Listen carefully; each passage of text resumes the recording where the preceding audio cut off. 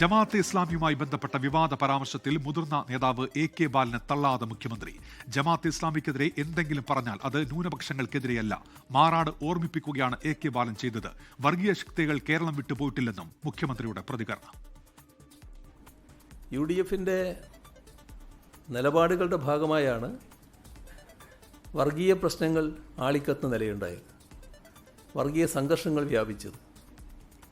വർഗീയ സംഘർഷങ്ങളെ നേരിടുന്നതിൽ കൃത്യതയാർന്ന നിലപാട് അന്ന് UDFന് സ്വീകരിക്കാൻ കഴിഞ്ഞിരുന്നില്ല. കർക്കശമായ നടപടികളിലൂടെ നേരിടുന്നതാണ് ഇന്നത്തെ സർക്കാർ രീതി. അതാണ് LDFും UDFും തമ്മിലുള്ള വ്യത്യാസം. വർഗീയതയോട് വിട്ടുവീഴ്ചയില്ലാത്ത സമീപനമാണ്. ഏത് വർഗീയത എന്ന പ്രശ്നമേ ഇല്ല.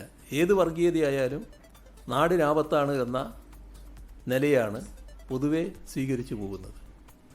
അതിൻ്റെ ഭാഗമായി UDF ഈ പറയുന്ന തരത്തിൽ ഒരു നിലയുണ്ടായാൽ എന്തായിരിക്കും എന്നതാണ് സഖാവ് ബാലൻ പറയാൻ ശ്രമിച്ചത് എന്നാണ് ഞാൻ കരുതുന്നത്. ലോകത്തെവിടെയായാലും ഏത് സമയത്തും 24 വാർത്തകളും ഓഗ്മെന്റഡ് റിയാലിറ്റി പാക്കേജുകളും എക്സ്പ്ലെയിനറുകളും വിശദമായി കാണാൻ ഞങ്ങളുടെ YouTube ചാനൽ നിങ്ങൾക്ക് സബ്സ്ക്രൈബ് ചെയ്യാം.